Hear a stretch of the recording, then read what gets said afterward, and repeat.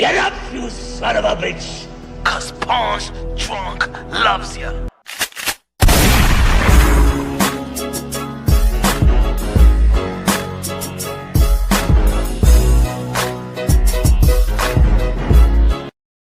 Back then they showed no love. Punch drunk, hungover. Wake up to the new me. Bye to my old self. Yes! To the new me. Bye to my old self. Epic news, baby.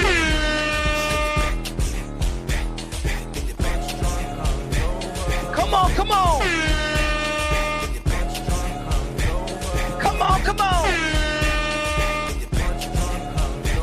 Let's go. Wake up to the new me. The takeover's back. Wake up to the new me. The takeover's back. Ladies and gentlemen, DJ. Bájame la música. You already know. This is Pawns Drunk Boxing, a.k.a. Mr.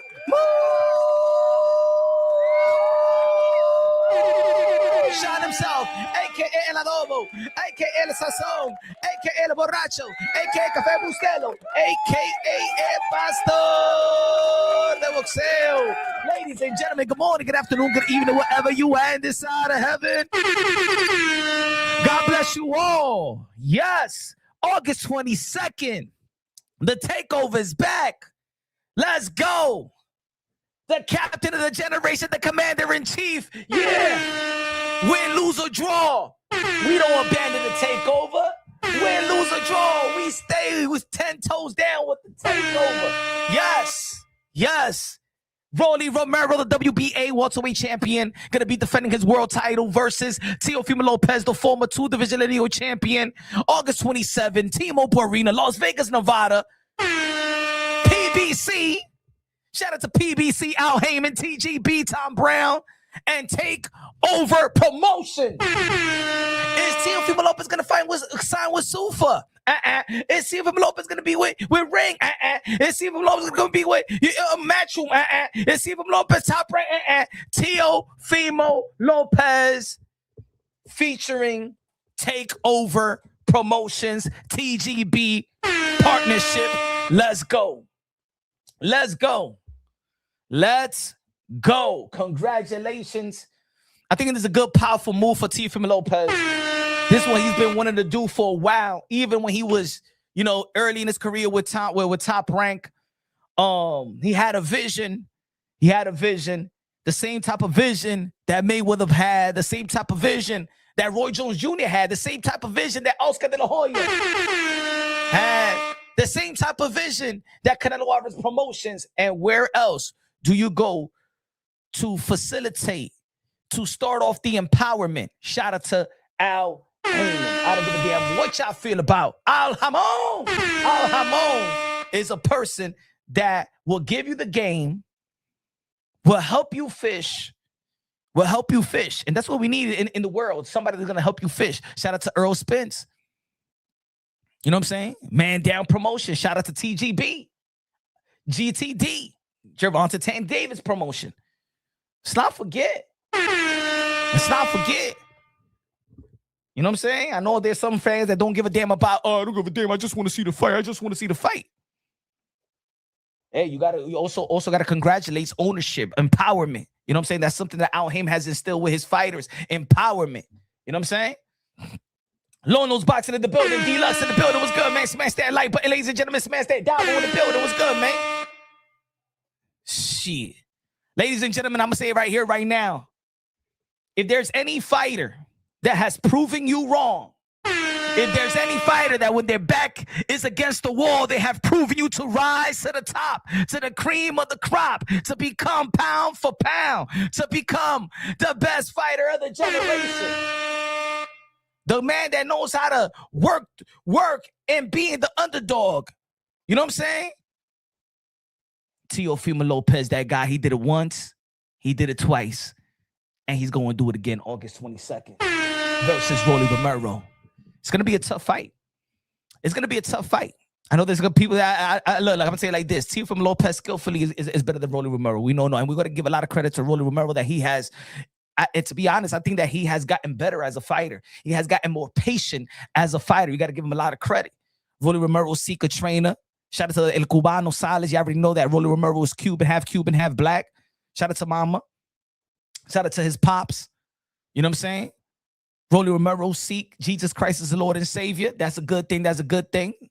Some people think that religious may get in the way of your killer instinct, but it don't. Look at Muhammad Ali when he became a Muslim. Look at Manny Pacquiao when he gave his life to Jesus. You know what I'm saying? Look at Andre Ward. You know, God-fearing people. You know what I'm saying? They could be great. We gotta look at Savage. Look at Savage and your punch. We gotta stop underestimating Rolly Romero. Now we ain't not gonna underestimate Rolly Romero. I just said Savage, my brother Savage. One of the members. You haven't become a member of the Punch One Box. You already know where to go, man. Stop being cheap, y'all, and become a member like Savage. One of the reasons why I believe that there's certain fights that people don't think that is going to be tough, and there's certain fight that we think is going to be tough, and then plans out not that it's easy. It's almost like Earl Spence versus Terrence Bud Crawford. We thought that was going to be. I knew that Bud Crawford. I knew. As a matter of fact, my prediction of Bud Crawford versus Earl Spence. I said that Bud Crawford was going to be Earl Spence worse than the car accident, and people thought I was crazy when I said that. There's a video out there that I said that Bud Crawford. My prediction was that Bud Crawford was going to be Earl Spence worse than the car accident. A lot of people saw this as a 50-50 fight. A lot of people saw it as a 50-50 fight.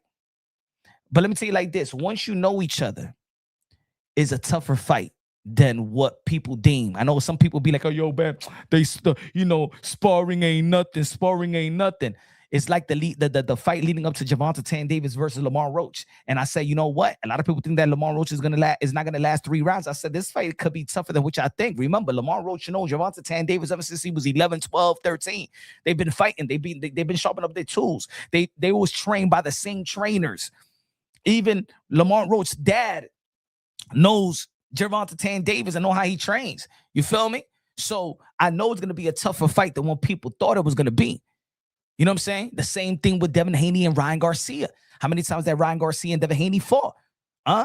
You don't think that by now that Ryan Garcia, whether y'all think it's Osterman, you don't think that he know Devin Haney and Devin Haney knows him? Why you think that Devin Haney was so comfortable in going after Ryan Garcia in that fight? Very uncharacteristic in the pros. Devin Haney was trying to knock out Ryan Garcia. If you look at how Devin Haney fought Ryan Garcia, look at the amateur fights. Devin Haney fought the same way. He wasn't fazed by Ryan Garcia because he knew Ryan Garcia. He was comfortable with Ryan Garcia. It's the reason why, let's say, he could run from Jose Ramirez. He never fought Jose Ramirez. He never worked out with Jose Ramirez. He never sparred Jose Ramirez. He don't know what to expect, but he could expect something from Ryan Garcia. His comfortability got him knocked down. Because now it was different. They grown men, 8-ounce gloves, no headgear, right? The same thing with Tio and Rolly. Now, ladies and gentlemen, what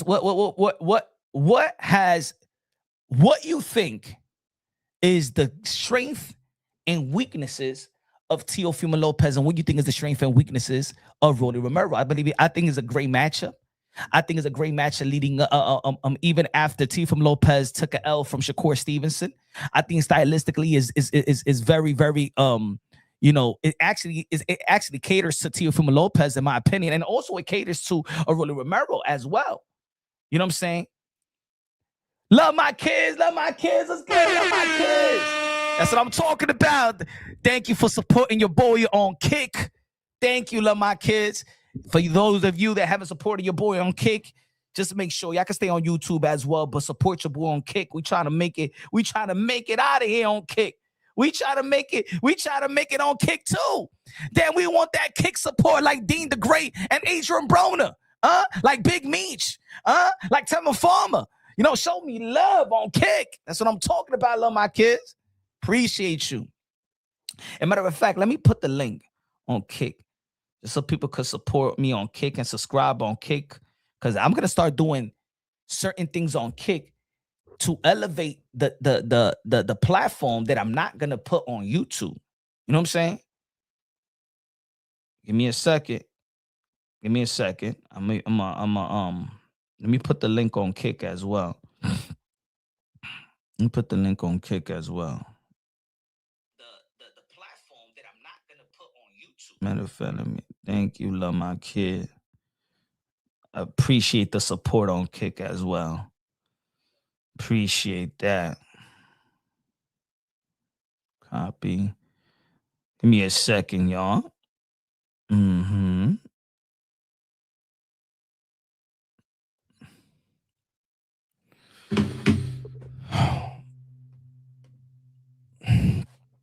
T.O. weakness, thank you. The strength of Teofimo Lopez, that Teofimo Lopez physically is one of the best conditioned athletes in the sport of boxing. One of the most athletic. You can't teach a lot of things that Teofimo Lopez could do. When Teofimo Lopez is on his high, I always said this. When Teofimo Lopez, physical ability and intellect is coexisting at the highest level, I don't believe. I don't give a damn how many people don't like Teo or don't believe in Teo just because of his roller coaster type of performance, and then the Camboso, and then the Ja Taylor, and then the Sando Martins, and the Jermaine Ortiz, and then you got the Barbosa, and then you got the the Shakur Stevenson, all of that, right? I understand.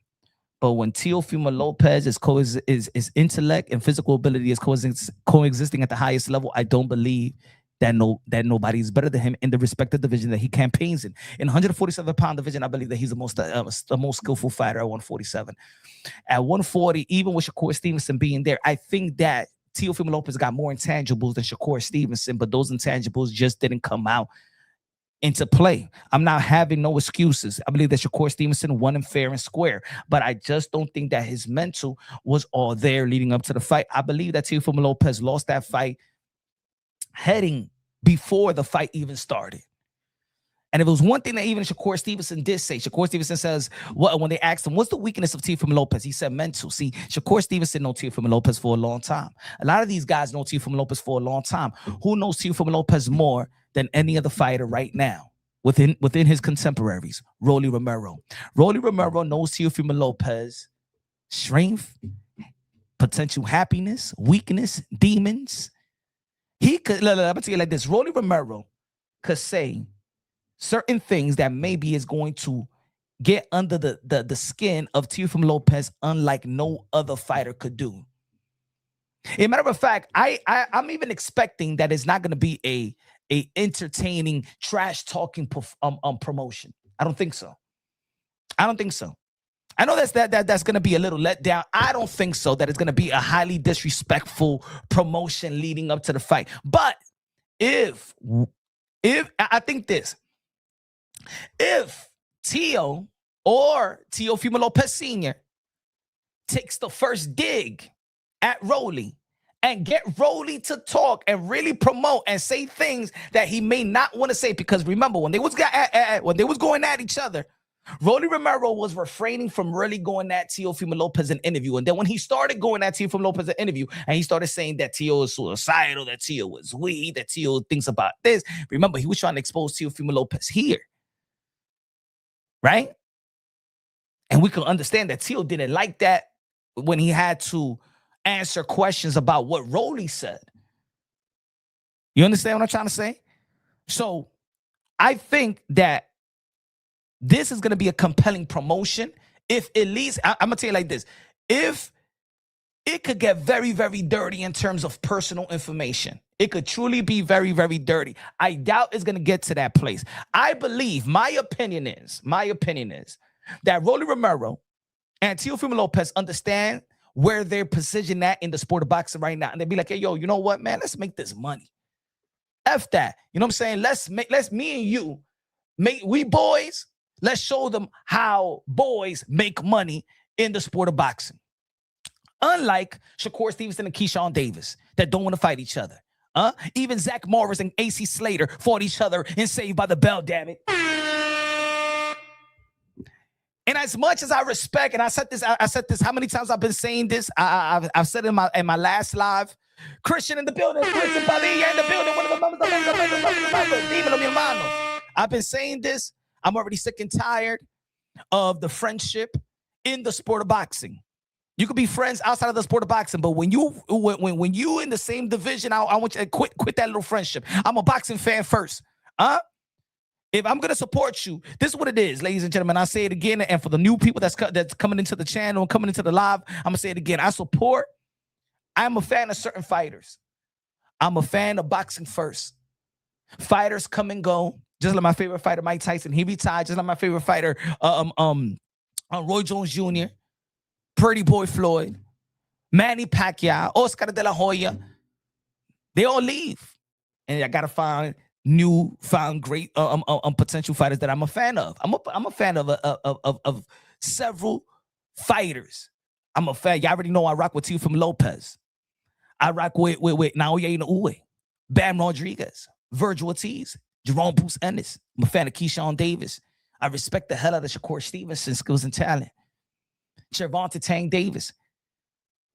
I think I was a fan of Canelo Alvarez. I'm irritated. There's certain fighters I've gotten irritated that I don't know if I just could move forward because I thought that I was cheering for something and they have become something that I can't cheer for. See, I'm a fan. I was a real fan of Canelo Alvarez, but he started moving in a way that remember, I'm a boxing fan, so all I got is bragging rights. I'm a boxing fan, so I'm a fan of a particular fighter. So out here in social media platforms and stuff like that, what we do as fans, we argue, we praise, we have dialogues. Hey yo, my boy is better than your boy. Nah, this fighter is better than my fighter's gonna be you. Nah, my fighter move like this. Hey yo, my man. Hey yo, he got the heart. He got more heart than your fighter. You know what I'm saying? That's how this me being a fan. So when I'm a Canelo Alvarez fan, right? It's me that call him the 4-division world champion, super middleweight undisputed King Nello, aka Cartelo, aka Cash Nello, aka Payday, aka get the F out of here, man, right? But then I'm saying throughout the years, don't worry, he's gonna fight David Benavidez. Don't worry, he's gonna fight David Benavidez. Don't worry, but you can't shame Canelo Alvarez or David Benavidez. And then there comes a place and time when it's time for him to face David Benavidez, and then he don't want to face David Benavidez. He start talking like, oh man, the rehydration, he rehydrate 25 pounds. Oh no, he's too big. Oh no, the money no good. I don't give a fuck, so I don't give a fuck about him now. Oh shit.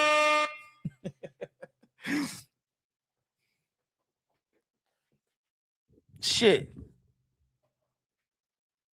The same thing, let's say, with my guy Teofimo Lopez. I keep it unbiased, logically, and objectively when I'm talking boxing.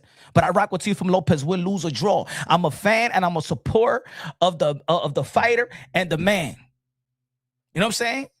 And my support is unwavering, but I'm gonna keep it real. If there's gonna be things that's gonna be said or done, I'm not gonna enable that as well. It's almost like when he said that things were designed like that after the Shakur Stevenson fight, basically saying that hey, I gave them what they wanted. I gave y'all what y'all wanted. No, because then what it leaves us, the supporters. If you gave the haters what you wanted, what you gave us, the one that supports you is gonna rock with you. That's gonna, you know what I'm saying? They're gonna go to war for you. Hey, I'm a person. I'll go to hey yo, everybody's seeing me. Like if when I'm with my peoples, when I'm with Lopez and OG Teofimo Lopez Sr. and Teo, hey yo, you got a problem with them, you got a problem with me. That's the way that I move. They know that. So my support is beyond just what he does in the ring. And I'm not saying that the support got to be reciprocated. I'm not saying that, hey, yo, if I'm out there, they got to go fight my battles or something like that. Somebody disrespect me. Hey, you're a professional. You do what you do. But me as a friend, me, punch wrong boxing, me. If I'm rolling with you, I got your back. I got your back. I'm going to go to war. That's something that the Lopez, they know about punch wrong boxing. I'm not, oh, yo, Punch, you a fanboy. No, I'm not a fanboy. I'm a friend. If me and Demetrius Andre is out, hey, yo, you got a problem? Hey, yo, there's going to be, hey, that's my guy. I don't give a damn what y'all think out here in the social media platform. There's certain people that I'm cool with that I rock with. You know what I'm saying? And they show me that same type of energy. You know? But when it comes to me talking boxing, I got to keep it unbiased, logically, and objectively because I'm talking to the people as well. So I say, when Teofimo Lopez, when his mind is right, ain't nobody beating Teofimo Lopez. And Rolly Romero, August 22nd, Rolly Romero is cool. He's cool. He's cool. I know he's cool with Teo. I know he's a thoroughbred. I know when the bell rings, he don't give a damn who Tio is. And I know when the bell rings, Teofimo Lopez don't give a damn who Rolly is. Remember, this is Teofimo Lopez that when Rolly was in the 140-pound division, and Teofimo Lopez was saying, "I'm gonna become undisputed." Now that you're gonna become you want to be at 140, you want the title. I see you as an enemy. See, Tio is different. He ain't like Shakur. He ain't like Keyshawn. He's not. He's not.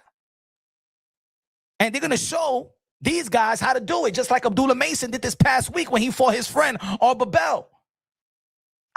We don't got no time. Hey, yo, people in the sport of boxing, we don't got no time to cater to fighters that don't want to cater to the nature of being a warrior and gladiator and keep the momentum and keep the how you say it, the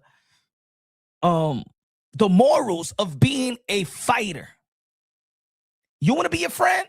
Keyshawn Davis, you want to be Shakur Stevenson friend? You don't give a damn about your greatness? How can you have your fans supporting you and because they want you to pursue and want you to maximize your potential greatness, but you don't want it because Shakur Stevenson is your friend, so you don't want to take it from Shakur Stevenson, so get out the way.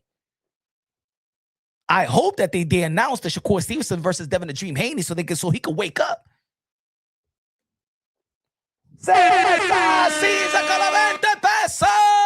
Super chatty patty K.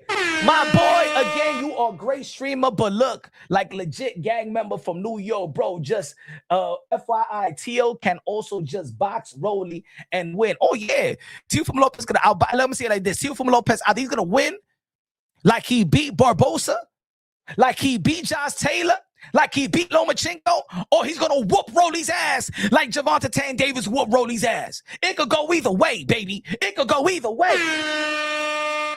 However Rolly, you press on Tio's gonna counter your ass. However you want to go, Rolly. You want to hit a little nick here, a little nick there. You want to go 12 round and take a good boxing clinic. Be my guest. If you want to press, if you truly want to press, you're going to get knocked the F out by Teofimo Lopez. Oh, baby. I'm going to tell you like this. How you want to go, Rolly? How you want to go? How you want to go? Don't know how to say exactly. Shout out to Love My Kids. These youngins don't know how to separate business from friendship. They are simple. Yeah, man. They don't bring that energy that we need. Right now, the sport of boxing needs energy. Right now, the sport of boxing needs entertainment. Right now, the sport of boxing needs no holds barred, raw of gladiators, raw warriors, man. I want to see fighters maximize their potential. Right now, let me tell you like this. I think that right now in the sport of boxing, a lot of people like to compare, the past with today. But I think the talent pool that we have today in the sport of boxing is better than back in the days. Because the only thing that motherfuckers could tell me about the back in the days is the same 4-5 names they say over and over. Roberto Duran, Sugar Ray Leonard, Hagler, and Hearns, and Wilfred Benitez, and this, and then they got on. That's it. That's it.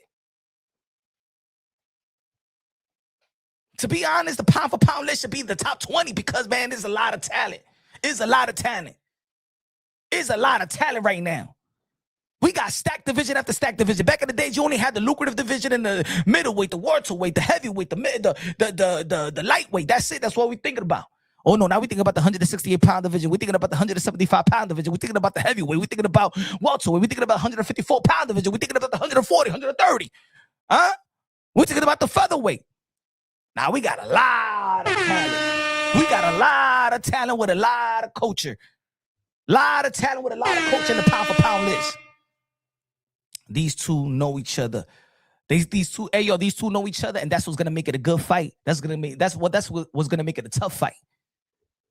That's what's gonna make it a tough fight. Rolly Romero knows that Tio is a better boxer, but Rolly may think that he's stronger here. Sometimes will and courage, will and heart beats the skillful fighter. Let's not forget that Forrest lost to Ricardo Mayorga. It could happen. It could happen. But right now, ladies and gentlemen, you see the thumbnail. Rolly Romero, you an appetizer to Teofimo Lopez. I like Rolly. I like Rolly. Don't get mad if I'm saying this, but you an appetizer to Teofimo Lopez. We see Teofimo Lopez is working with the great Al Haymon. And you know when you're working with the great Al Haymon, PBC, you know there's something down the pipeline. Pause. There's something more than just a fight. There's something more than just a fight. There's something more than just a fight, ladies and gentlemen. You just ain't gonna be working with Al Haymon on a one and done. Not the type of Teofimo. Not now. Remember, look what Teofimo. Look, they got TGB and Takeover promotions. This is just not a one fight deal. Oh, trust me, there's a plan. There's a plan. Just like when Demetrius Andre won the PBC, fight Demal Nicholson, but there's a big plan for the David Benavidez fight. There's some big plans, ladies and gentlemen. And let me tell you like this, what they said, that Gervonta Tank Davis is not going to be back till 2027. Remember, they was Bill Haney, father trainer of Devin Haney, publicly stated, and even Mike Coppinger has purported that Gervonta Tank Davis is not going to be available to 2027. Ladies and gentlemen, oh yeah, this is the appetizer to the main course. Teofimo Lopez B, Rolly Romero, captured the WBA welterweight championship belt. And remember, he's a small welterweight. As a matter of fact, Teofimo Lopez is a small 140. Early 2027, we're going to have Gervonta Tank Davis and Teofimo Lopez. That's what I think. Yes, but of course, we don't want to see no monkey wrenches thrown. And ladies and gentlemen, yes. PBC, yes. This ain't no one and done. I don't think so. You know why? Because you're not going to go. You know why? Because where T.O. mindset is at, he's not going to move backwards. Because he's looking at it like this. Al Haymon PBC is giving me the opportunity just like PBC gave Canelo Alvarez an opportunity. Canelo Alvarez promotion, PBC presents Canelo Alvarez promotion, and then it got to the point when it was Canelo Alvarez promotion presents PBC. If you look at the Jermell Charlo fight, it was Canelo promotion presents PBC. That's why that's why I didn't think that Canelo Alvarez should have gone the Turkey route. He was already getting rights to his fights in Mexico. And this is what it is working with Al Haymon. Al Haymon just doesn't want to partner up with you and want you to be under him. He want to partner up with you and teach you how to empower yourself. Nobody has nothing bad to say. None of these fighters really have nothing bad to say about Al Haymon. If you went out there and spend your money crazy, like maybe where Floyd Mayweather is at, where how Broner handled his situation, speak to any other fighter, man. There's a reason why Leo Santa Cruz named his son over of Al Haymon. Huh? Leo Santa Cruz, el Mexican, may name his son after Al Haymon. Al Haymon. ¿Ah? Papi, porque tú me dices ese nombre es Al Haymon. Se están riendo los niños, mis amiguitos en las escuelas. They're laughing at me, papi. Why you didn't call me Leo Santa Jr.? ¿Ah? Porque yo soy mexicano, they calling me Al Haymon, Al Haymon. Yo soy Al Haymon. Pero es que tú me dices ese nombre. Cállate, es mío. Ese es hombre. Le dieron a nosotros vidas. Cállate, Hal.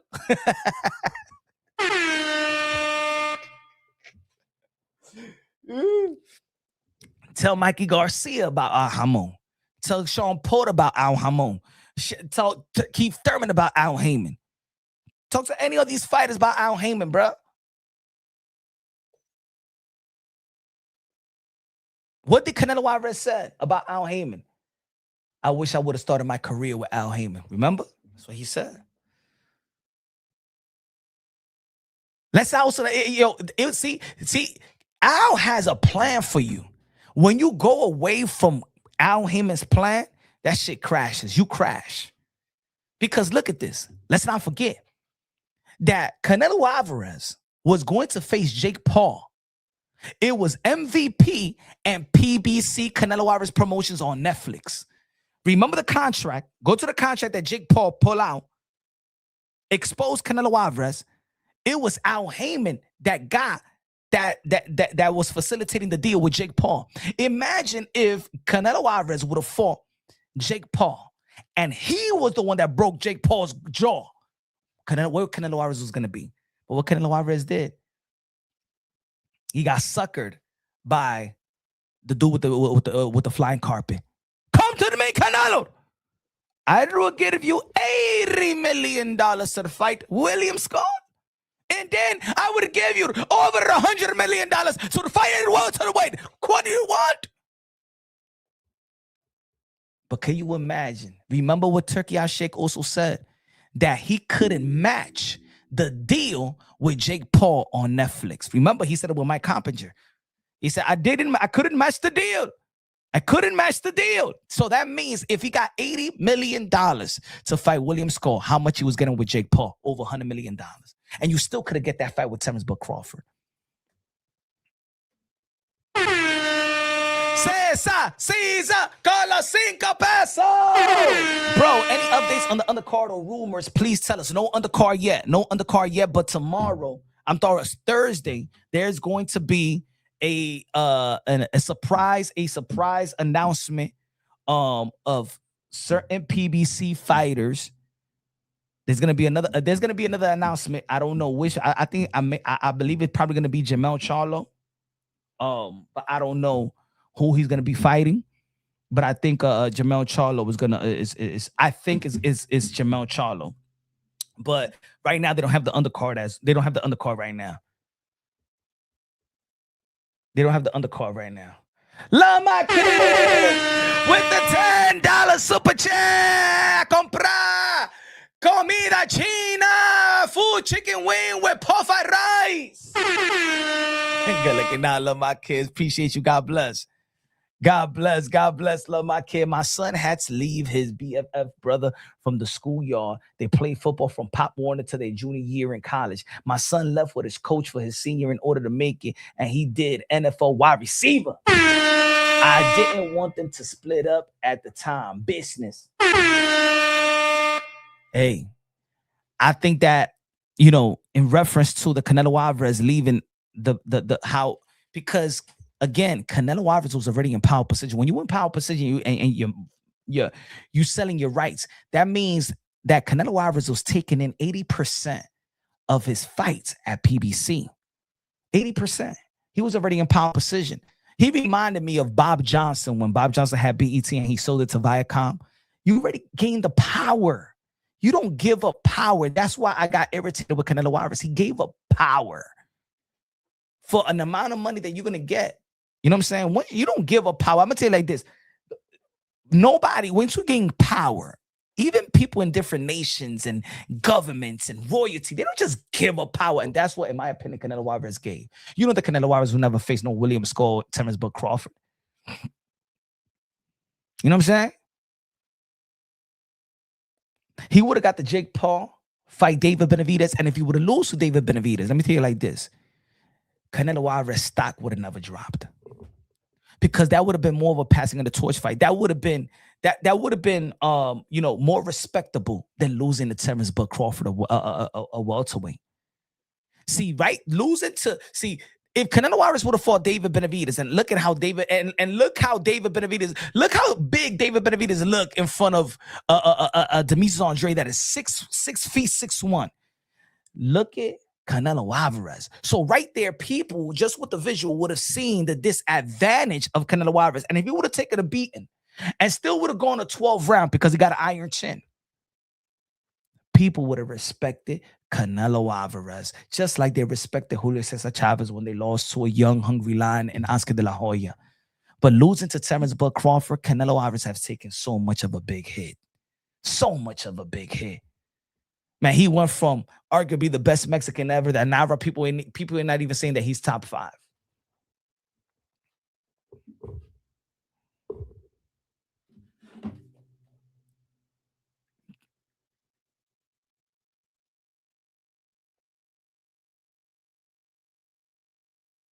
Let me show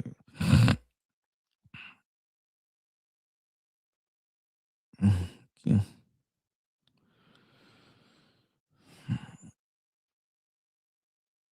Kick it along.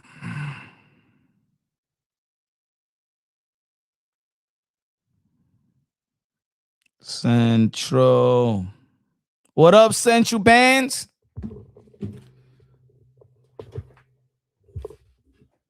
Man, I appreciate y'all. I appreciate y'all showing me love on Kick, man. I truly appreciate that as well.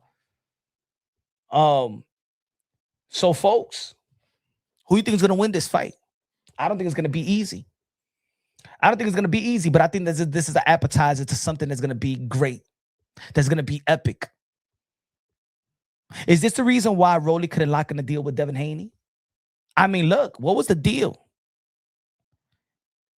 50-50 out of nothing when they're talking about Gervonta Tan Davis. I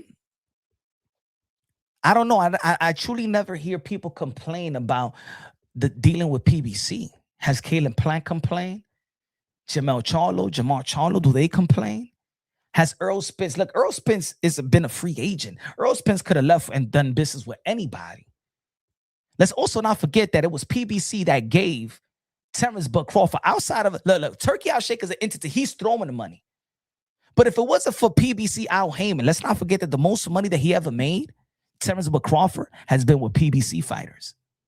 Sean Porter and Earl Spence. See, that Turkey Al Sheikh money and stuff like that, that's like giving. Outside of that, think about it. $20 million guaranteed. He didn't need a promoter. He went with an attorney to deal with Al Haymon and got the fight with Earl Spence. And if it wasn't for Turkey Al Sheikh, trust me, folks, if it wasn't for Turkey Al Sheikh emerging, Terrence Bud Crawford was going to be working with PBC. Terrence Bud Crawford, let's not forget that Terrence Bud Crawford wanted to fight Fundura. And there go, and for the people like this, and I want to say this, for the people that's saying, oh, why is Teofimo Lopez going to get a championship fight after he lost to Shakur Stevenson? Shut up, because he's fighting a guy that got an opportunity to get a title after he lost. Rolly Romero lost before he got a world title. Ryan Garcia lost before he got a world title. And what we talking about? Oh, Ryan Garcia, Devin Haney, Ryan Garcia. We were talking about Ryan Garcia and Shakur Stevenson. So I don't want to hear people saying, oh, why this Teo getting a shot? Hey, let me tell you like this. If Rolly Romero and Ryan Garcia, who is less accomplished than Teofimo Lopez, getting a shot, then why not Teofimo Lopez? He deserves a shot too. He's a two-time lineal. Why, I'll put it this way. Why is Keyshawn Davis getting his shot at Devin Haney? He never fought in the 147-pound division. Why he's ranked? He never was a champion in 140 to be ranked and be ordered to be an immediate mandatory to a Devin Haney. So I don't want to hear nobody talking about everybody's into the politics of the sport of boxing. If you got a name in the sport of boxing, you have, put it this way, you have built your name and your brand to be, to move in a political move. What you think these fighters are going to do? Look where boxing is at right now. Well, you want these fighters to go in the back of the line? You want Teofimo Lopez to go to the back of the line and fight who? You must be crazy. Once you're there, you're there. It's like Earl Spence. Earl Spence retired. 3 years, I'm getting Tim Zoom. And if Earl Spence won at Fundura, he would have got Fundura. Keith Thurman, hey, yo, let me get a little show out there in Australia. I'm going to get Fundura. If Jamel Charlo comes back to the 154-pound division, you want him to make in the back of the line? You think he's going to be ranked number 46? Nah, man. He's going back to the cream of the crop. He's the undisputed that never lost his belt and undisputed. If he wants Boots Ennis, he could come and get Boots Ennis. If he wants Virgil, he gets Virgil. And that's all a great fight. No, once you get a name in boxing, you don't move in the back of the line. I don't understand why people are saying, why he's getting a title shot. Who you want to get a title shot? Who you want? All right. Let me see. Let's go to the WBA. Let's see who. Let's see if y'all really talking that ish. Hold on. Give me a second. Let's go. Hold on. Let's see. Let's see if that's what y'all really want. Let me see what y'all really want. Okay. Let's see. Let's go to the rankings. Where we at? Welterweight. All right. Okay. Which I'd rather watch? Rolly Romero versus Catterall or Rolly Romero versus Teofimo Lopez? Rolly Romero versus Raul Curiel or Rolly Romero versus Teofimo Lopez? Which I want? Which I want?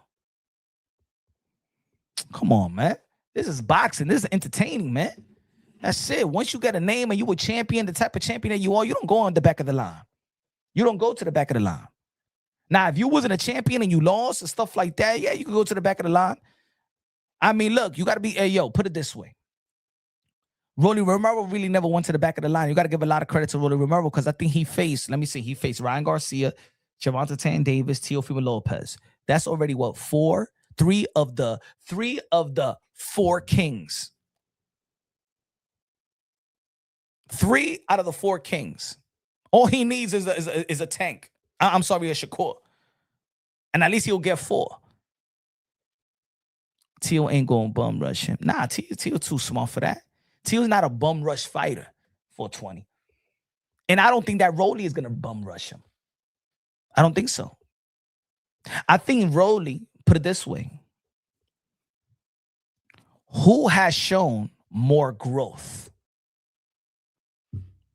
Who has shown more growth of late? Rolly or Teo? Now, maybe it's a trick question because Teo lost his last fight and Rolly won his last fight. But if you have to put a level of who have shown more wrinkles to their game, who has had more growth, Teo or Rolly?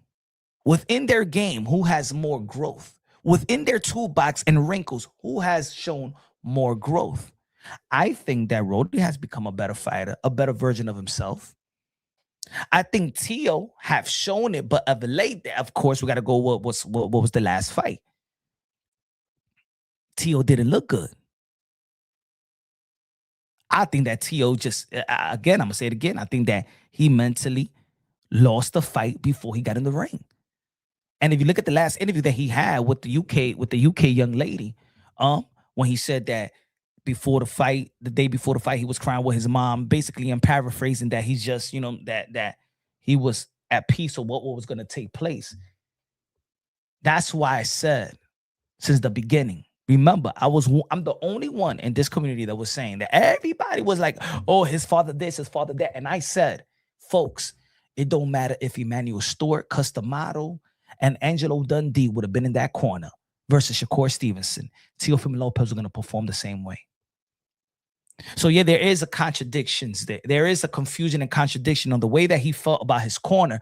Yet, how did he feel going into that fight the day before the fight? So what was his father going to tell him? If mentally he already checked out, if mentally he was already content, if mentally he was not strong. If you listen to the interview that he had, his last interview, trust me, it was not the corner. A lot of people just basing off the highlight of, yo, where's your power, bro? Where's your power? Let me say it like this. Hey, yo, folks, I don't know if you are a father or was raised by your father. If you are a father or raised by a father, you know what I'm saying? And if you have been in athletics, let me say it like this. My son been athletic in athletics his whole life. I've coached my son.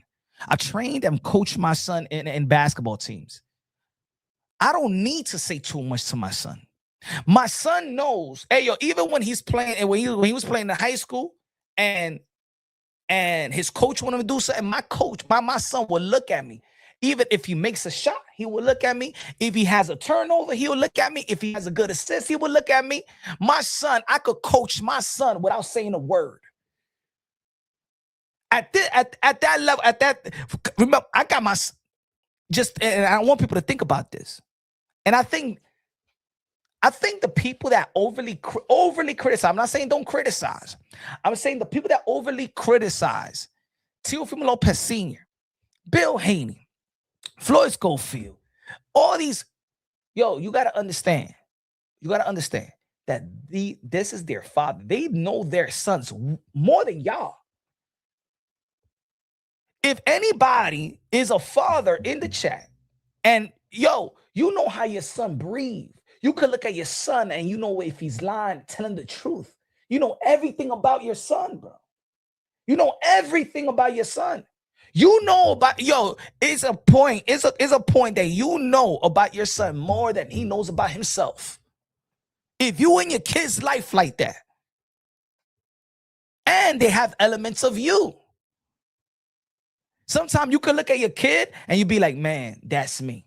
There's something, yo, put it this way. There's some things that your kids does that it resembles who you are, and you sometimes don't even like it. And that's me right there. That's me. You know what I'm saying? So when people saying, yo, he should have gave him the X and O's instructions. Hey, yo, they was in training camp together. His father gotta give him the X's and O's and all that shit. He already know what he needs to do. Tio knows what he needs to do. But of course, this is a lonely sport. It's a highly critical sport and highly praised. So when you're doing good, you get overly praised. You get overly praised. When you do bad, man, you get overly criticized. And that criticism stay a long time until your next fight. So I could also see that, yo, okay, the whole world is saying that it's Teofimo Lopez Sr.'s for wall, his corner. So Tio as well could say, you know what? Yeah, my corner too. And he could say the same thing y'all saying. And take weight off his shoulder. Yeah, y'all was right. Yeah, my corner, yeah, I was right. But in all actuality, he checked out before. I believe that Teofimo Lopez works. Teofimo Lopez family structure, in my opinion, it could look like it's chaos, but Teofimo Lopez was raised with that. Teofimo Lopez Sr. is the same dude that was there go in the corner versus Shakur Stevenson, the same dude that was in the corner when he was with Lomachenko, in the same corner of Barbosa, the same corner Josh Taylor. So stop using, hey, yo, folks, stop with using Teofimo Lopez Sr. as a scapegoat. Teofimo Lopez has been the same guy. Teofimo Lopez is unhinged, and he's so prideful and loves his son. And he coaches the same way that he told Teofimo Lopez, hey, yo, get this nigga Nakatani out of here, right? It's the same motherfucker that says, where's your power, bro? You're going to hate yourself tomorrow morning. You know why he says he's going to hate yourself tomorrow morning? Because he knows his son better than anybody else. Do what you was doing that we was working for, that you worked on. Hey, yo, ladies and gentlemen, you think that the instructions just starts when it's in between rounds? Y'all never been to a boxing fight? The instructions are there while they're fighting. You're yelling out instructions. The second-hand coach is a prestige coach. Is also a prestige coach in the sport of boxing. He trained Mike Tyson. You telling me that the corner don't know what he's watching, don't know what he's saying? You think he's just there with his lollipop, not saying anything to Teofimo Lopez in between and during the fight? Stop using, hey, yo, folks, stop using Teofimo Lopez Sr. as a scapegoat. That's not going to help Teofimo Lopez. That's not going to help the situation.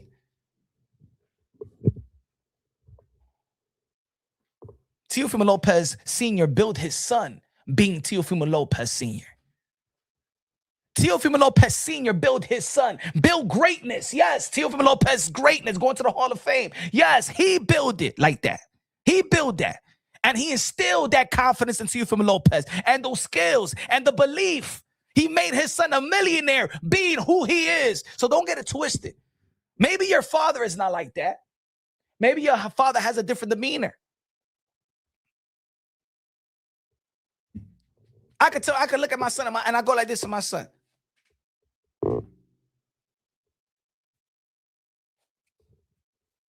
And my son knows exactly what he needs to do.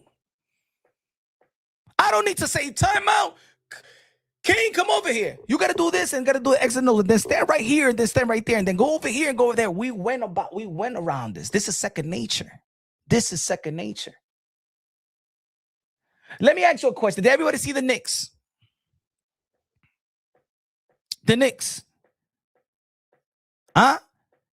Did you see the viral moment when Jalen Brunson and his father, when his father was arguing with Jalen Brunson with the Atlanta Hawk game? Y'all remember? Pass the ball. Then he told them how to pass the ball, how to cut, how to set. Tell Robinson or tell Carl Anthony Towns to set a screen right there and go to the buffer or go to or start it off on the 3-point line on beyond the arc or go to the left side or right side or stuff like that. No, he just looked at his son and said, "Hey, yo, my man, do what you gotta do. Hey, yo, pass the ball. Yo, dad, pass the ball. All right." He didn't tell him how to run the point. He didn't tell him how to bring down the ball. He didn't tell him how to go to the left side and right side. He didn't tell him how to go and pick and pop or pick and roll. He know what when his father told Jalen Brunson, yo, do it, do the right, basically do what you do it right, play right, bro.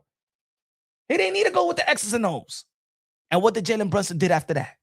He took over the playoff. He got us the motherfucking chip. Do you understand, folks? It's the same shit. Larry Brown, I'm not Larry Brown, I'm sorry. Coach Brown didn't talk to Jalen Brown. He didn't give him the instructions. All Rick Brunson needed to do is to really look into his son's eyes. Look at me. He trained him. He built him. He made Jalen Brunson. Jalen Brunson know exactly what his father's talking about when his father says something. If y'all don't understand that, y'all never had a kid in collegiate, in athletics. You never coached your kid. You don't know your kid like that. You don't spend enough with your children. I'm being honest with y'all. If you think that you have to say details to your kid by the time they hit high school or something like that, no. Your kid already know what to expect. If you train your child and you've been coaching him, bro, at a time, they're a well-oiled machine. Folks, let me ask you a question. You think that Shakur Stevenson listened to Wally like that? Riley already did his job. Wally don't have to say nothing. Wally already did his job. Wally already did his job. Look at Devin Haney. Devin Haney, to be honest, you know what these fighters need? Strength and conditioning coach and trainers just to get them prepared, get their body prepared for the fight. These fighters, whether y'all want to admit, y'all don't know it, but Teo, Shakur, Devin Haney, Ryan Garcia, Tank Davis, they don't need a coach. They don't need a trainer. That's it. It's here. They don't need it anymore. You think that Bud need Bo Mac? No. He just need a bunch of guys to prepare him to go to war. Physically. He needs the mitt work. He needs the little push. He needs the little motivation. He needs the nutritionist. But at this time, everybody's about to hit 30. They're not going to listen to anybody. They already have their game plan right here. Now you could give them advice. See, they're advisors now. They're motivators and advisors now. You think that Shakur Stevenson, look at the fight. Look at the fight with Artem. Because I think in that fight, they showed a lot of the corner. Do you think that Shakur Stevenson fought? Well, Wally was saying in the corner, Shakur Stevenson fought the way that he wanted to fight. That's it. And Teo fought the way that he wanted to fight. Win, lose, or draw. He fights. That's it. They're a well-oiled machine. They've been fighting. They've been school since they was 4 or 5 years old. At this point, that's it. They're there. Don't get it twisted, y'all. Don't, oh man, these guys need a trainer here and there, here and there. They're going to adopt the narrative of the people in social media just so they'll say something about it. They'll talk about it. How many coaches have you seen Shakur Stevenson in the past 3 years doing pad work, doing this and doing that? How many coaches y'all seen Shakur Stevenson? When's the last time you seen Wally host something? These guys are already coordinators. That's it. Now, if they're young, they're 21, 22, 23, 24, 19. You know what I'm saying? Yeah, they're going to listen. But at this stage right now where Teo, Tank, look at, Jerome Boots Ennis versus Xander Zayas. Did Boots Ennis execute it the way that his father wanted to execute? Did Boots Ennis fight exactly how his father told him to fight? Hey, let me tell you like this. If you look at the last 3-4 fights, Jerome Bosey is giving Boots Ennis instructions. And Boots not fighting the way that his father is telling him to fight. Even in the press conference, you could tell he'd be like, man, he just likes to fight. Boots Ennis does what he does. His father already gave him all the tools and everything, but now Boots is going out there and painting his artwork the way that he wants to paint it.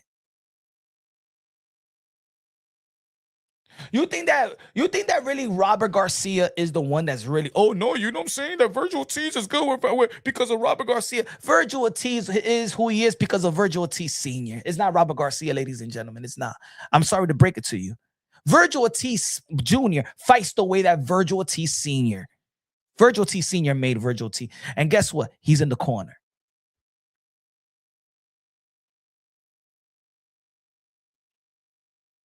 Oh shit! Derrick James with Earl Spence. Derrick James. No. You know who's in his corner since he became a pro? Earl Spence Sr. You know what I used to tell Ryan and Henry Garcia when Ryan Garcia went to Eddie Reynoso. Ryan Garcia went to Derrick James. Who Ryan Garcia is with right now? Henry Garcia. Do you think Henry Garcia is holding any pads? No. That's it. Ryan Garcia is a well-oiled machine. He fights the way that Henry Garcia taught him how to fight. Nothing is going to change. You could give him any trainer you want. You could bring any legendary trainer from the cemetery and put it in their prime. Ryan Garcia is going to fight like Henry Garcia. And his last fight that he won the world title, who was in his corner? Henry Garcia. When he was at Eddie Reynoso, who was in the corner? Henry Garcia. When he was with Derrick James, who was in the corner? Henry Garcia. So, ladies and gentlemen, quit with the Teofimo Lopez needed team trainers because he's still going to be fighting the way with the confidence and the way that Teofimo Lopez Sr. He is Teofimo Lopez Sr.'s son, and that's never going to change. That's it. You're going to head to these guys are heading to 30. It's not going to change.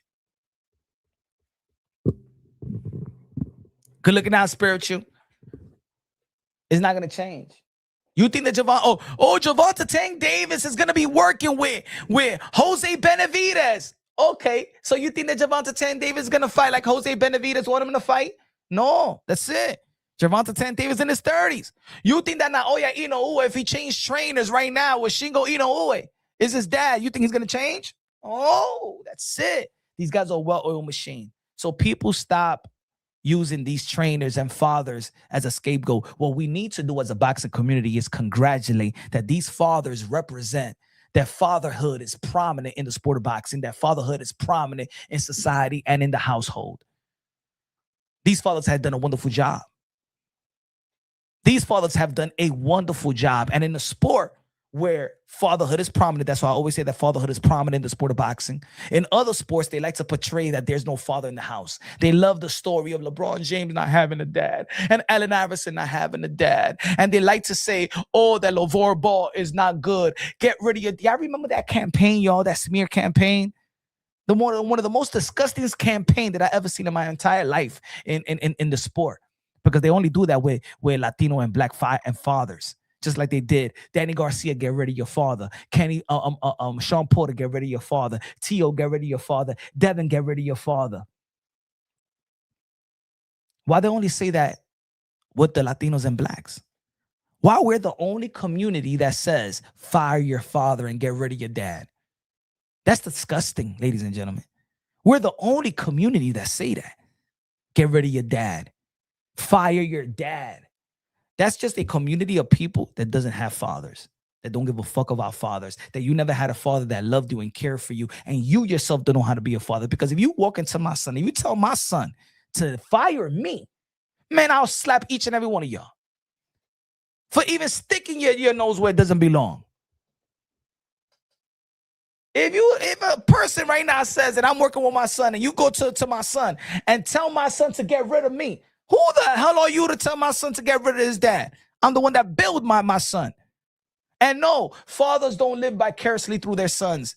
The sons and the devoted fathers that have sons, they love them. They want to be like their dad. Don't get it twisted.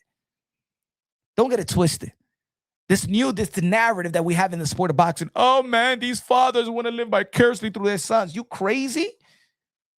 Every great father wants their sons to be greater than what they are. Man, you don't know, man, when my son is doing his thing, man, yo, that's the best feeling in the world. You think that I'm living vicariously with my son? Man, I love it. I'm like, woo! And I love when people are cheering, yo, King, yo, you nice, yo. I'm like, man, that I love it.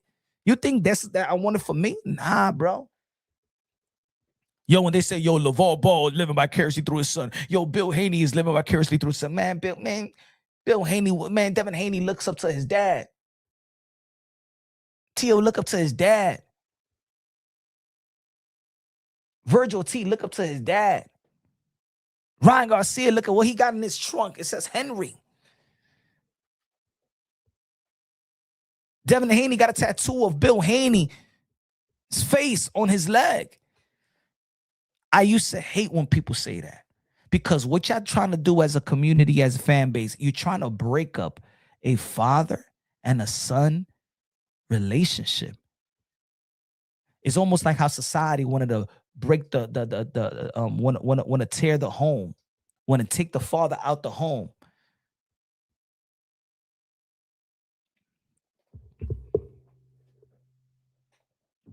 I don't want none of these guys to fire their father. Now, to add to what they have going on, now that's a good thing. I don't want Tio to leave his dad. Hell no. But to add to it, reconstruct certain things. You know what I'm saying? Because already these guys are men. So there's certain things that they need to talk about as men. You know what I'm saying? Everybody got to elevate. The fighters got to elevate, and also the corner got to elevate. Sometimes the corner is in the same place while these guys want to elevate. I think that's the frustrations of fighters sometimes. That's when they change trainers, when they look at a trainer and be like, you know, and they got to be real. They got to be real. The trainers got to be real. It's not that the sons have to fire the father, or the fighter has to really fire the trainer. The trainer has to be real and say, you know what? There's a couple of fights. You're not elevating with me. I'm not putting more tools in a box. I'm not even getting better as a trainer. That's something that sometimes, see, trainers have egos as well. They think that they could train the same way with every fighter. And they also have to elevate the game. As much as fighters have to elevate their games, there's trainers that has to elevate their training as well. So when a fighter is on vacation, that doesn't mean that you're on vacation. So I say like this: when Teofimo Lopez, after the fight, and he goes on vacation, Teofimo Lopez Sr. is supposed to stay in the gym and keep on working and perfecting his craft as a trainer. The same thing with a Devin Haney and Bill Haney. The same thing with a Eddie Reyno, a Bozy. The same thing. You still have to perfect and be the best trainer that you can be. So when your fighter comes back into that training camp or mini training camp, hey, yo, this is what I implement. I've been watching all these tapes. I've been watching this. I've been working with this fighter, and they're seasoned trainers. The best trainers are the seasoned trainers. See, the thing is, Robert Garcia, he doesn't take a break. Emmanuel Stewart, he stays seasoned as a trainer. And the more that you in the gym and the more that you training, there's trainers that walk into the gym at 7 o'clock in the morning and leave. There's a lot of trainers. The divorce rate in trainers, in boxing trainers, is so damn high because they have devoted their life more to the fighters than their own family, than their own son and daughter and wives. The fighters have become their sons. But just because your son or your fighter goes on vacation, you don't go. I like what Calvin Ford is doing when Gervonta Tank Davis is doing his thing and living his life. He's staying in the gym. So you got to be real with yourself, or the trainers as well. Are you perfecting you being a trainer? Are you elevating? Because you know your fighter wants to elevate. And when your fighter's not elevating, you got to ask yourself, have you been elevating yourself as a trainer? So you got to be real with yourself. And this is a dangerous sport. If you cannot bring anything new to the table or co-enhance if you can't even motivate your fighter, or even and the fighter already lost, if you already lost your voice, then adjust your position. Be real enough and say, you know what? For example, I like what I hated. I loved and hated what Raymond Ford did. Raymond Ford and his head trainer, I forgot his name. He said, yo, Coach Anthony, it's best that you be the head, basically, right? You be the voice. And he won his world title. Man, I thought right there that Raymond Ford's career is going to go to a whole nother level. But what happened? Raymond Ford wanted to be buddy, too much buddy with Shakur Stevenson. He wants to train outside and wants to train with Shakur and be with Shakur coaches.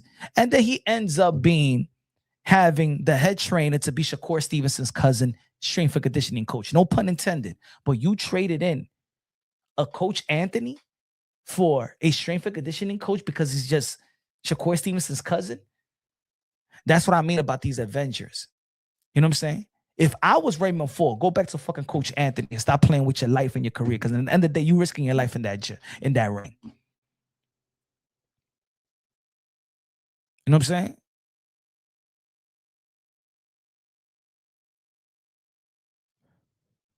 When a fighter runs his own training camp, his career is going down the drain. So even when Tio said in the interview, he said, I wanted my training camp to be in California.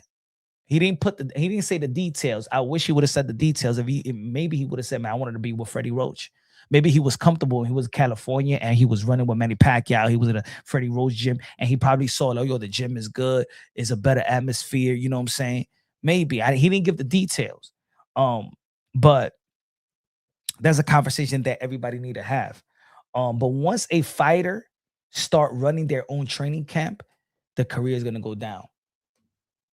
Love my kids with the $10 super chatty patty K. I remember when my son was 10 years old, his coach dad snatched up like a rag doll hanging from a clothesline. I was vexed. The mommy in me hit his daddy coach with my crutch. It was.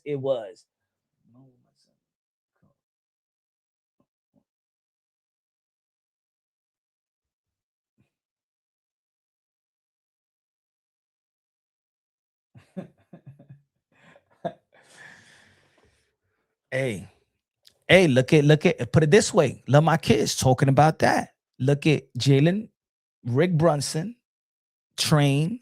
He did the physical work with Jalen Brunson, and the mother did the mental work. You know what I'm saying? It takes a village. It takes a village. And look, that Stone Cold, the Stone Cold mentality was Jalen Brunson's mom. The physical part, the technical part of things, the IQ in executing is his dad. And the chemistry with the players that he'd been winning since college. You know what I'm saying? He was prepared for it. Preparation is key.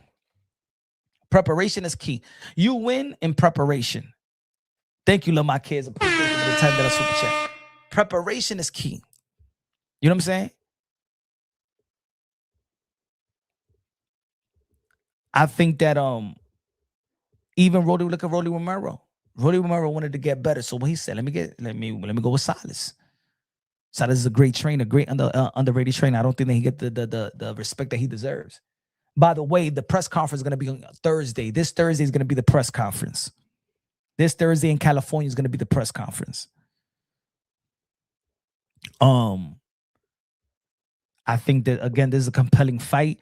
I think this is going to really, you know what I like about these fights also is that it's linked to the other fighters in which it keeps us it keeps the momentum. It keeps us motivated. That's why I'm saying that this is the appetizer.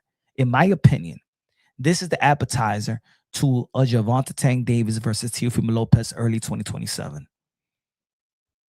This is the appetizer. I like this move because this is the type of move that you betting on yourself.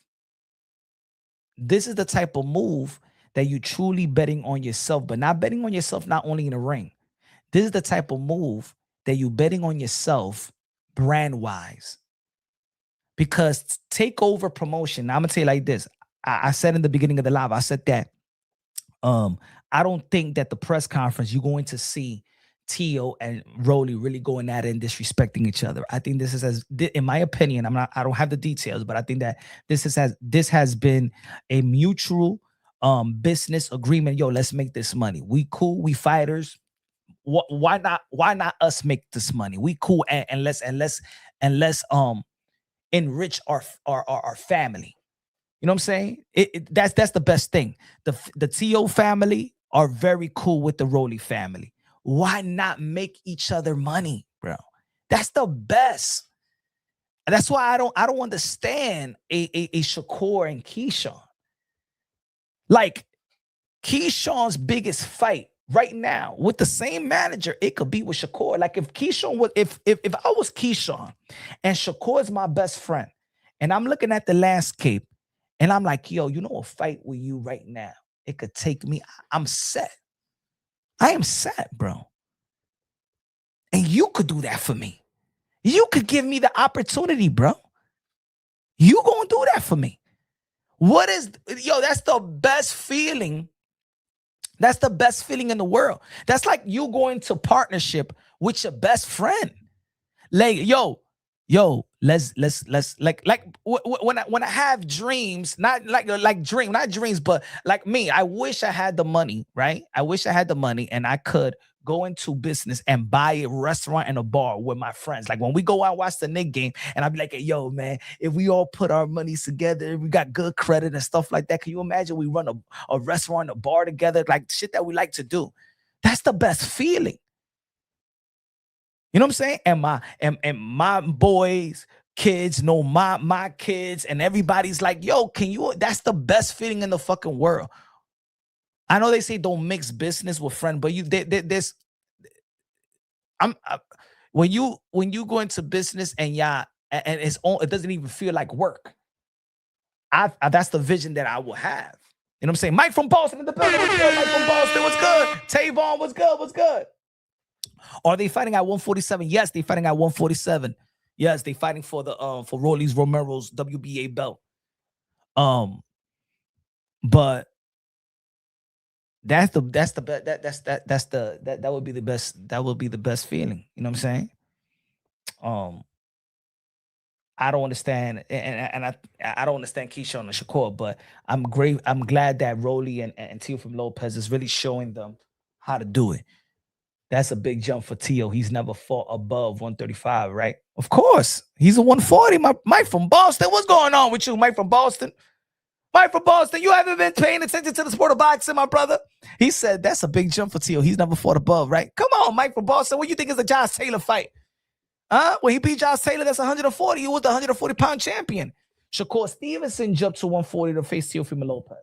Tio now is jumping to his third division. Mike from Boston got tired of boxing. Mike from Boston is the one that's he's like, yeah. Stick with the Clarissa Shields content.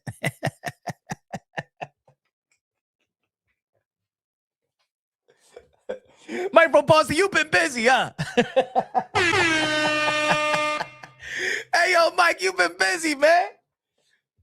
He said, man, it look like, hey, yo, Mike from Boston, hey, yo, you still stuck on COVID? The COVID days?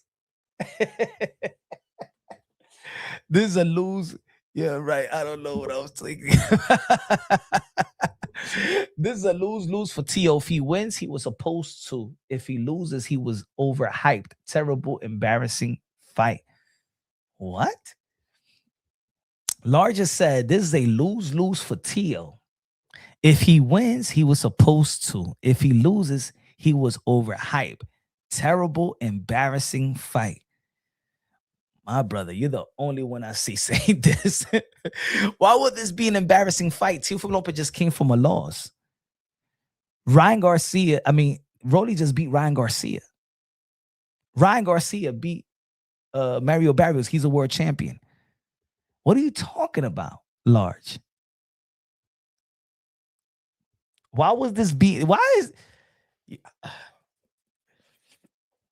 there goes, you know what I'm saying? Some us boxing fans, we make it harder for ourselves. We really like, this is good. This is not a bad thing. This is a really, really good fight for this generation in the welterweight division, bro. Teofimo Lopez wins a unification bout with Tio and Ryan, a unification bout with Tio and Haney. the thing that we've been promoting still stay intact. If Rolly beats Tio, then Rolly is a guy that has proven so many people wrong. Because we was just really thought that of this contemporaries within that division, that what is Tio, Haney, Ryan, Shakur, Tank. But Rolly, by losing to Tank, but beating Ryan beating Devin, Tio losing to Shakur, Ryan losing to Tank, it has creating at the right time, because now they're in their prime. Now they're in their prime, 28, 29. Now they're in their prime. Now is really, they're fighting is a good thing. This is a good thing. Rolly and Tio is a good thing. And it's great timing for Tio. Tio could have picked another opponent. Tio could have picked a tune-up. You know what I'm saying? This is not going to be an easy fight. I believe that Tio could beat him easily, but because Rolly knows him, and Rolly just doesn't, remember, it's a mental game as well. Rolly knows him here as well. Could Rolly take advantage of Tio here? I believe that Tio is better in every facet of the game, technical-wise. But it is a question, who is mentally stronger? Is it Rolly or is it Tio? And yes, mental takes up, and we need to look at this because, see, me, I look at it leading up to, after the fight with Shakur Stevenson, I always say this. What I've been saying, if Tio mental is right, he'll beat anybody. But if Tio mental is not at 100% and where it needs to be, Teofimo Lopez loses.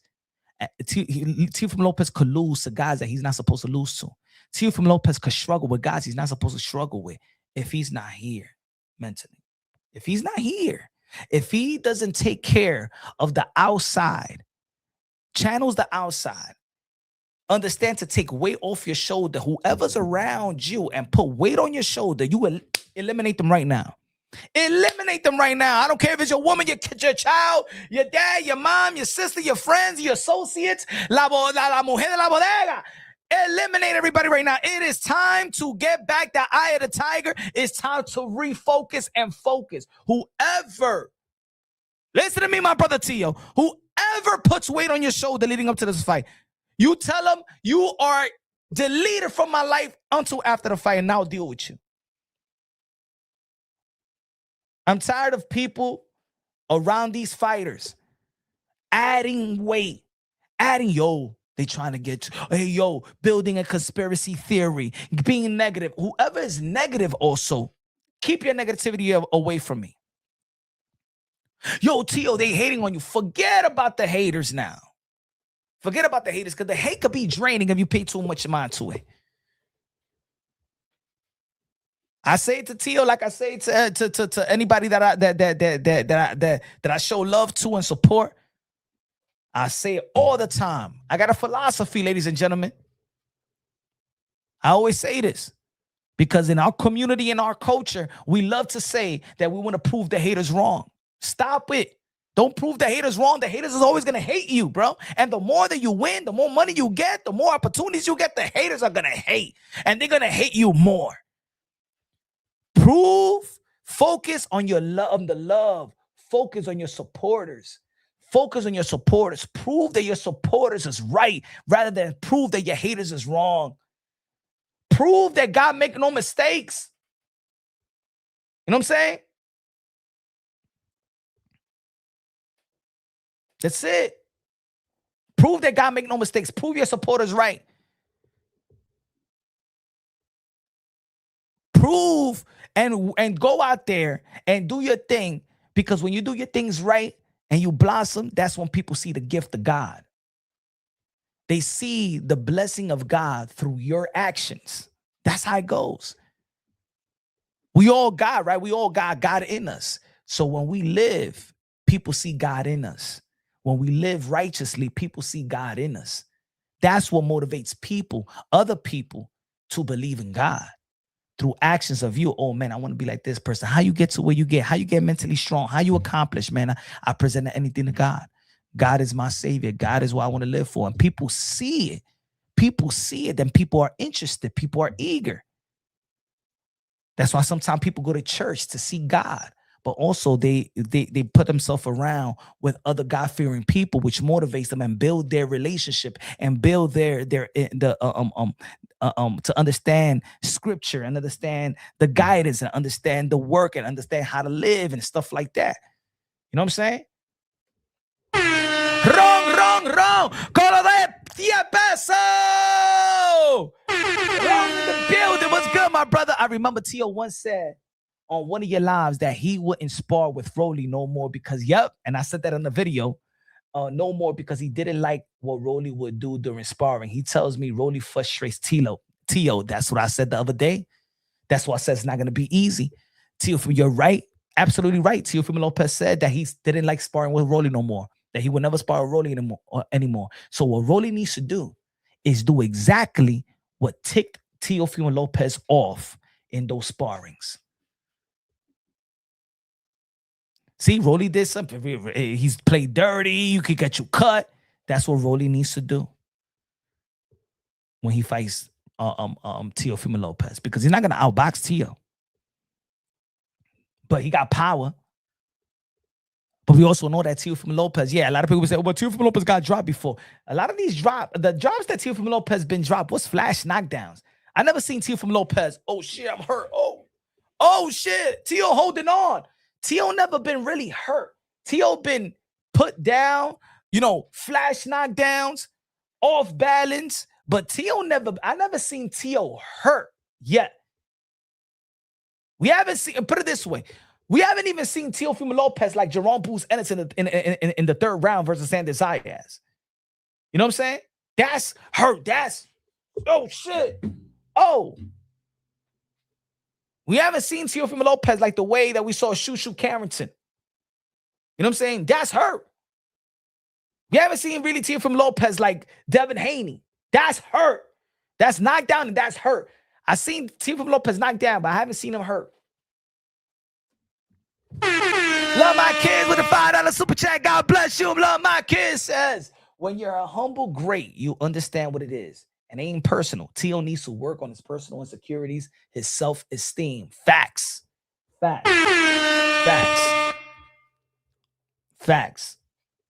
And he's young enough. He's young enough to work on it. Just like when I talk about Clarissa Shields, and I say, the good thing about Clarissa Shields is that she's still young, and she could still work on her character, her morals, the way she carry herself. A lot of people say, and I also say that she got a reprobate mind because she just doesn't take any credit. Like, at least we hear Teofimo Lopez says, you know what? Yeah, it's my fault here. Yeah, I no excuse. I take accountability in this, and maybe I should have did this, and maybe I did this and did that. And he's still confident about how he thinks and how he acts and his wisdom. But he's also is a give and take as well. You know what I'm saying? He's not hard-headed. You know what I'm saying? Not to take accountability for certain things. And yes, there's certain things that it's hard for him to grab, to take it in. You know what I'm saying? When there's a loss or whatever, we all have egos in certain when we young and the whole world is crashing and we receive a lot of criticism. We want to, you know what I'm saying?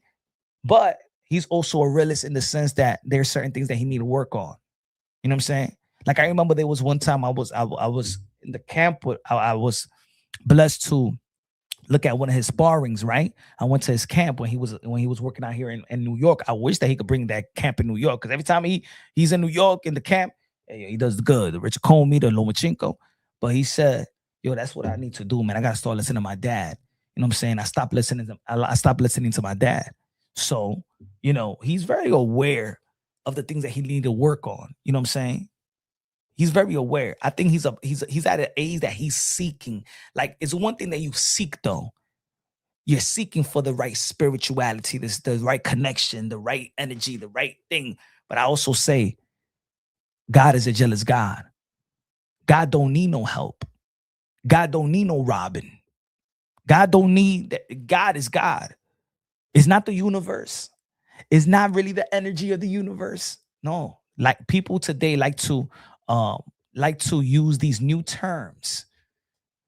They like to use these new terms in life to eliminate God. How many times, like in the last 5 years, you heard people say, oh, You know what I'm saying? I just want the energy of the universe. You know what I'm saying? The universe grants me this and the earth, nah. You know what? They second guessing God. They second guessing God. They're giving new terminologies to eliminate God. To eliminate God off your psyche. That's what society is doing little by little. It's almost like what they did to husband and wife. Oh, he's my partner and she's my partner. What is this? That was, to be honest, that was a gay term for gay couples. Partners was a gay term for gay couples and lesbians. Partner comes from the rainbow community. Now husband and wife are calling each other partners. No, that's my wife. That's the husband. You know what I'm saying? So now they're doing that also now with God. So once people try to eliminate God in language, you know, he said, didn't God create the universe though? But the universe is not God. You don't pray to the universe, my brother.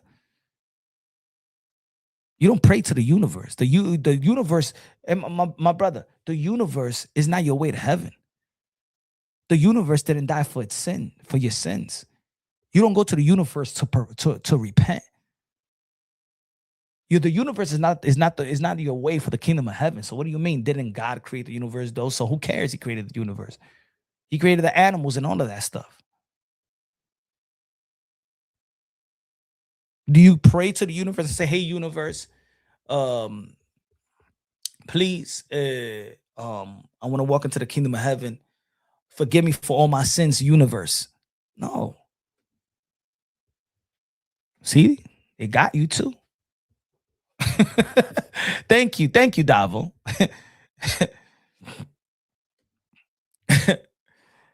He said, "Didn't God create the universe though?"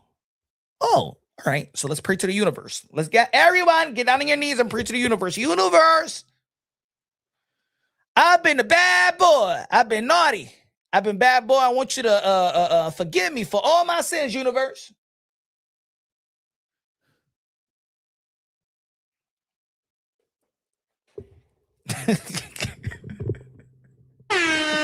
That's what I mean.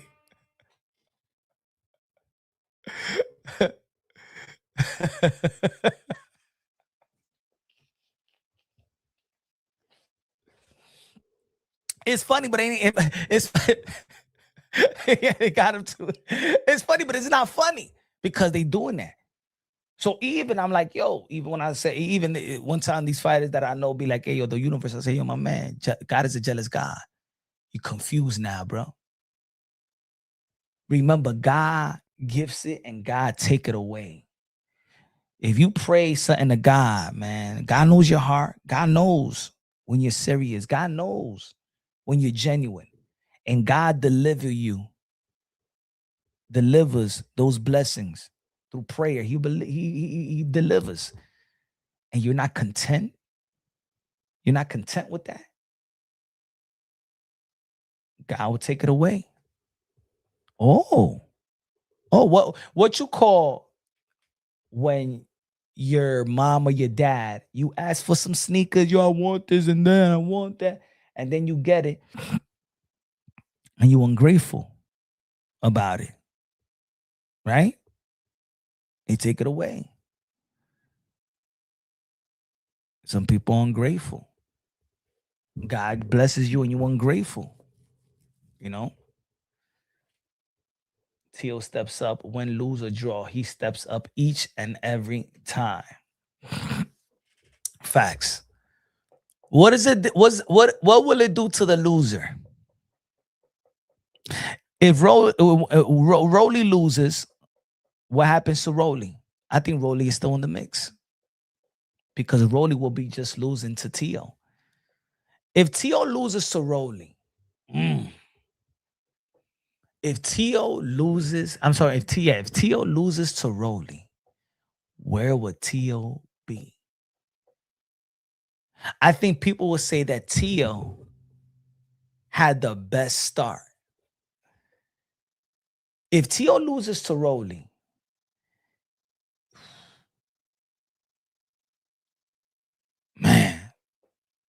I don't know. I don't know how people will really. I think more people will be harsher than ever on Tio. You know what I'm saying? If Tio loses to Rolly, I doubt that Tio's gonna lose to Rolly. I think there's a bigger plan, in my opinion. I truly believe this is an appetizer for Tio. I think that this is. I think the Takeover got a second win. That's I'm gonna say. Teofimo Lopez got a second win, and Teofimo Lopez is gonna be in some power position. And I believe that Tio versus Tank is gonna be next. And if Tio beats Tank, Tio, because see, if he beats Rolly, is a good fight with Tank, because the storyline is Tank will say, I beat Rolly. Tio will say, but I beat Rolly. Rolly beat Ryan. Tank beat Ryan and Rolly. See, Tank is always in position whether people like it or not. Especially now that we at 147, y'all, and everybody's at 147. As much as people don't want to admit, Gervonta Tank Davis win right now has aged very, very good. Yo, right now, Rolly is the champion, is at 147, and Ryan is the champion at 147. Ryan beat Devin. Yes, Ryan beat Devin. I don't give a fuck about the Osman. Let's just get that out of the way. Let's be real. Let's be honest. All right, Osman didn't fucking beat Devin. I like Devin, what Devin is doing. I love how he jumped, how he got back up into his horse and beat Brian Norman. He's a champion. I get it. Ryan beat Devin. Ryan lost to Tank. Rolly beat Ryan. Gervonta Tank Davis wins have aged the best in boxing right now. Currently. It's almost like we don't know how good that Canelo Alvarez win for Floyd Mayweather would have aged, but even for Floyd, the Canelo Alvarez win aged better than all his wins. It aged well because of the career that Canelo Alvarez had after the Mayweather fight. So when Canelo Alvarez beat Triple G and he became undisputed at super middleweight, it aged good for years. As long as Canelo Alvarez keeps winning, it aged good. So right now, where we at welterweight, if even Tio beats Rolly, Gervonta Tank Davis still in the mix. The storyline is good. And then a Tio and a Tank. After Tio, because put it like this, we all know that Gervonta Tank Davis is high profile, more noticed than all these guys. Let's be real, let's be honest. Him and Ryan Garcia are the most famous. Tank, ladies and gentlemen, Tank got a burner account on Twitter, and his burner account gets more traffic than people's actual Twitter account, bro. Yo, people don't see Tank, and Tank is ringing bells. The ghost of Tank. It creates stories. Hey, yo, you got Ring Magazine making stories out of Gervonta Tank Davis' burner account, bro. I never seen this shit, bro. Yo, I don't give a damn what anybody say. Yo, you got to give credit to Gervonta Tank Davis. Yo, Gervonta Tank Davis has set a new tone, bro.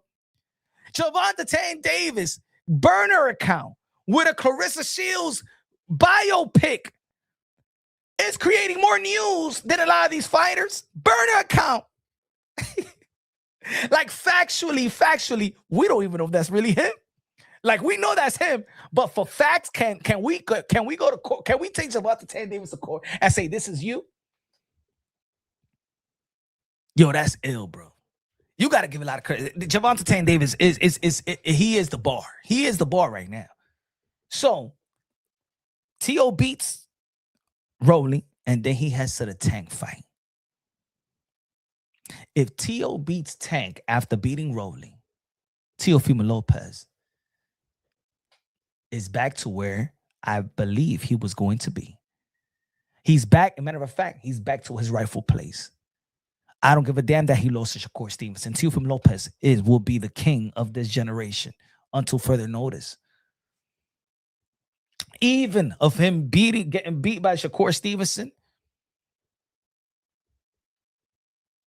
Okay. Shakur Stevenson outboxed Teofimo Lopez. He had the opportunity to do more damage. He didn't. The tank that dismantled Ryan not only beats, but stops everybody, including the Avengers. I can't wait. I can't wait. I can't wait. You know, if I was Devin, this is what I'd do if I was Devin. Because Shakur and Keyshawn want to play these games. If I was Devin, I'll go after what's his name?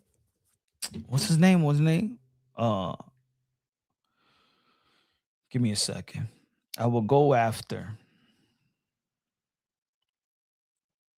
Liam Paro. I say I'm not gonna deal with y'all. If I was Devin Haney, I'll drop the belt. Go ahead, Keyshawn. I'll go with Liam Paro. I'll get another title. I ain't gonna play these games with y'all. And then I try to get the winner of Tio and Rolly, or I try to get the Ryan Garcia rematch. That's it. I ain't gonna deal with them. They want to play these little Power Rangers and NWO shit. And the good thing is that Devin Haney got the power to do so. If I was Devin Haney, I'll do that. He'll become a champion again. He'll beat Liam Paro. He'll be Liam Paro. I'll like it because I don't want to see this. I don't want to see the Avengers because it leads nowhere. You know what I'm saying, Lono's boxing? It leads nowhere. It leads nowhere. It leads nowhere.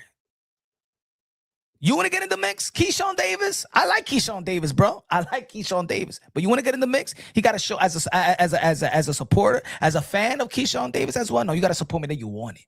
I want Keyshawn Davis to say, I want Shakur Stevenson. That's the fight that I want to see from Keyshawn Davis. You're not going to play this little game around with us no more. The little friendship. Fuck your fucking friendship. I want to see that you want to be great. I want to see that you want to be great. I want to see if you want to maximize. These guys are putting in the work. These guys are willing to fight each other.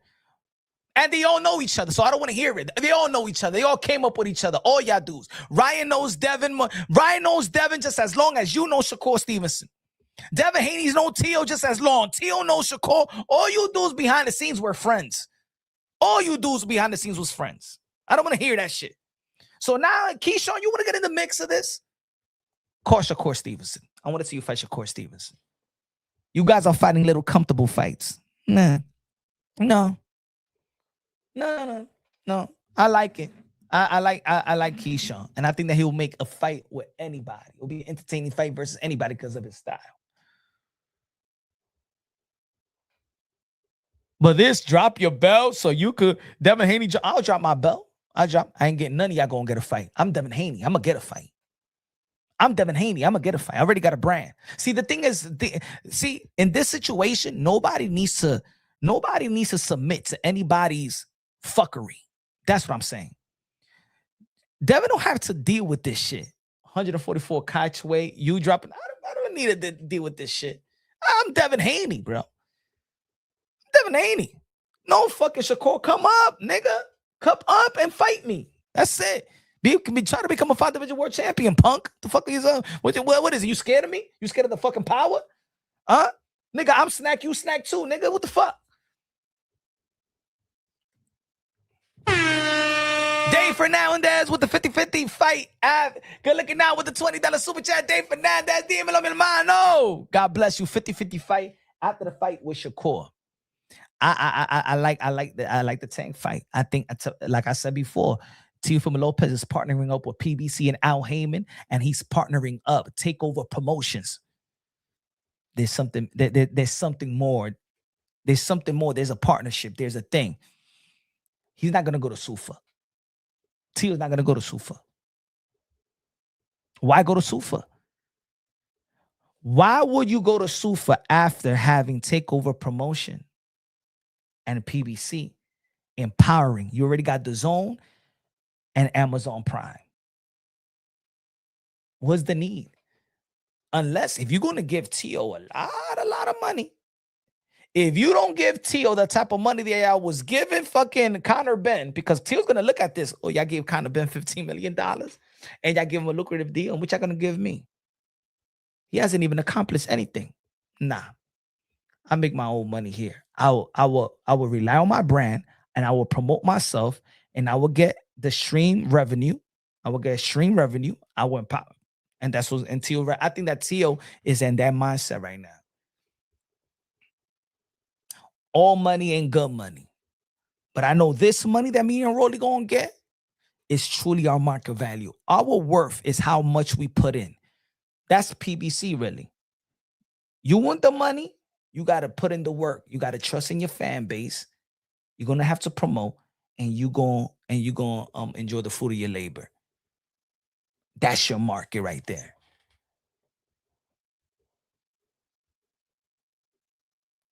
I want Rolly and Tio to really promote this shit. I doubt it they're going to do it in this press conference. I don't know. I got to see the energy this Thursday. You know what I'm saying? But I know if Tio could poke Rolly, the gloves is off. And ladies and gentlemen, you're going to see a promo, one of the best promos of this generation. But if Tio doesn't poke Rolly, and then Rolly don't have to go into his bag of saying personal shit, because to be honest, Rolly didn't even promote the Ryan Garcia fight. I don't know if Rolly really want to promote this shit like that.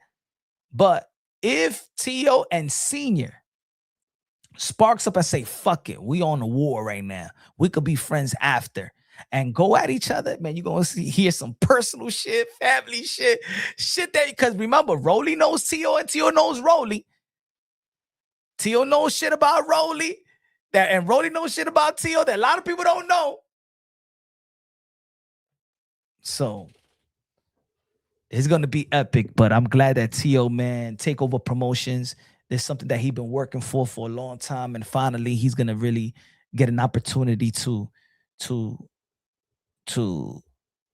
you know, empower himself. You know what I'm saying? It was a great move, man. It was a great move. I'm happy for him. I can't wait for the press conference. I can't wait for the fight. T-Mobile Arenas. You know what I'm saying? I can't wait to see the undercard. I think it's going to be a good name. I think that I truly think that I could see a Jamel Charlo in this mix. Let me see. Because I know it's going to be a surprise. It's going to be more surprises from, I think,